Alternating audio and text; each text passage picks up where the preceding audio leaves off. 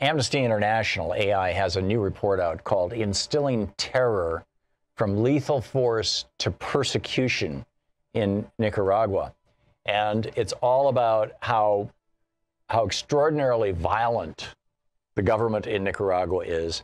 You know, we've had military coups. You've had basically the destruction and dissolution of democracy and democratically elected governments in Honduras, in Nicaragua, and in El Salvador over the years. Virtually all of it tracks back to Ronald Reagan's war against socialism, not even communism, socialism in those three countries in the 1980s. Selling weapons to the Iranians in exchange for holding the hostages in 1980 so that Carter would lose the election, and then taking the money from those arms sales and giving that money or using that money to buy weapons that were then being smuggled down to South and Central America, to those three countries. And basically, you know, we sowed terror. We in El Salvador, we even funded death squads. You know, John Negroponte went down there and, you know, hey, let's make all this happen. And suddenly you got people showing up with their hands tied behind their back and a bullet in the back of their head. Similarly, when Negroponte went to Iraq, you started seeing the same thing happen shortly thereafter in Iraq. May just be a coincidence. Probably is just a coincidence, right? But we just flipped those three countries upside down. And Trump's response, when people start fleeing terror caused by their own right-wing governments, his response has been, "Oh, look at these brown people! They're trying to come into our country. Oh my God, my hair's on fire! Let's freak out! There's 5,000 people, including some young children, who are trying to get refugee status in the United States." And you know, I said earlier, I wonder if this is a Roger Stone dirty trick, or a Roger Stone style dirty trick, shall we say? Because it's a horror what's going on.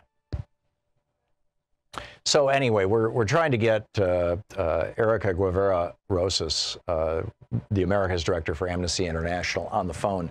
Erika Guevara Rosas is with us, the Americas Director for Amnesty International, a human rights attorney. Amnesty.org is the website. Their new report out, Instilling Terror from Lethal Force to Persecution in Nicaragua. My apologies if I'm mispronouncing your name, Erika. Welcome to the program, and please set me straight if I did it wrong. No, it's fine. Thank you very much. So tell us about why people are fleeing Nicaragua, and I'm assuming that the same is probably true for Honduras and El Salvador, these three countries that Ronald Reagan just devastated back in the 80s. Is this the echo of that? Well, it's a different echo for sure. I mean, we cannot deny that the U.S. intervention in countries in Central America has been historically a factor that is pushing people out precisely because of the consequences of that intervention. I mean, we are speaking about countries who've been facing extreme violence, extreme poverty, marginalization, and of course, it's pushing their people out, but also they've been pushed to leave their countries because of the inability of their government to fulfill their responsibilities to protect their rights. And this is the case of Nicaragua, a country who's been experiencing one of the worst human rights crises in its recent history of the last 6 months. In mid-April of this year, a series of reforms to the social security system sparked an outbreak of anti-government social protest.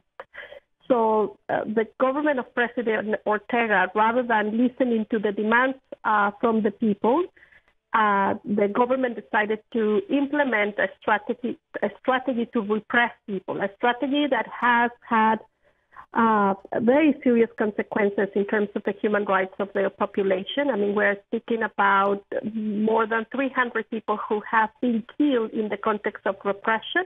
Wow. By their government. We're talking about thousands of people who have left the country. So that, you know, I'm scratching my head. Daniel Ortega was a socialist back in the 80s. What happened?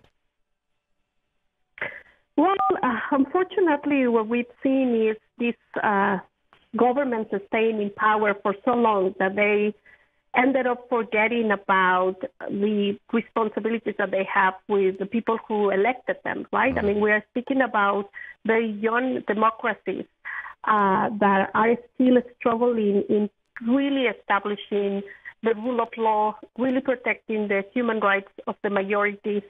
And instead of doing that, what they are doing is using repression as a way to pursue people to demand their human rights, right? So, yes, Nicaragua has gone through many years of a struggle for social justice, for human rights, and unfortunately, the people of Nicaragua are facing again the violent repression by the government. And we're speaking about not just the police who are repressing protesters and young students, but also the use of paramilitary groups that are heavily armed with rifles, AK-style rifles, Dragunov, Remington, M24, all of these weapons that we see in situations of conflict. Erika, what could or should the United States do? I mean, right now what we have is a president and a political party that is basically screaming, particularly on Fox News, "Oh my God, the brown people are coming!" Basically, that's their message. You know, be afraid, be afraid. You know, it's racist, it's xenophobic, and it's activating, you know, not an inconsiderable amount of fear among older white Americans. But there have to be policy things that the United States could do that would cause these governments in Central America to reconsider the shift toward authoritarianism and essentially fascism and move back into the sphere of being functional democracies. Aren't there? Yeah, well, first of all, to say that this kind of Cold War rhetoric that President Trump has used against countries in the region is not, you know, doing any good to the people there. I mean, these leaders are using precisely this black and white narrative to justify the violations of human rights. And we've learned this, you know, from many years of U.S. intervention, but it seems that President Trump is very willing to bring back these very difficult times for the Latin American countries. I do think that the right thing, the right approach is precisely to joint up efforts with countries in the region and other countries that are truly trying to find peaceful solutions to some of the problems that these countries are facing, particularly Nicaragua. But the whole approach to threaten governments, the whole approach to implementing sanctions is just making the life of people very hard in these countries. I mean, we have seen the caravan of migrants, thousands of people crossing the borders. This is something that we haven't seen in the region for many years. I mean, and it's very reflective of the level of regression that human rights are having in the region, where most governments are utilizing divisive language and anti-right language to get into power.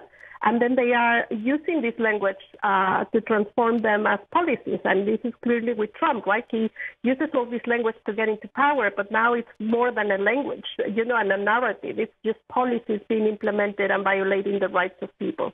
This caravan is a gift to Donald Trump. Is there any possibility that Ortega or any other right-wingers down in Nicaragua had something to do with helping organize it just 3 weeks before our election? Well, I mean, this is one of the justifications that many governments in the region are using, not just Nicaragua, but also the Honduran government, saying that this is organized by some political powers. And probably, you know, I'm not denying that there are some political powers that utilize people or take advantage of these dramas to push their own agendas. But the reality is there, right? These people are escaping from extreme levels of violence, genuine despair, from marginalization, from discrimination. I mean, this is something that no government can deny that is happening. And yes, it's a gift to Trump, unfortunately, because it's feeding this language of hate, of division, this racist approach to dealing with people who are just facing the consequences of very, very, you know, erroneous policies over the years. Yeah. Erika Guevara Rosas, the America's Director for Amnesty International, thank you so much for being with us. Thank you, Tom. Good talking to you.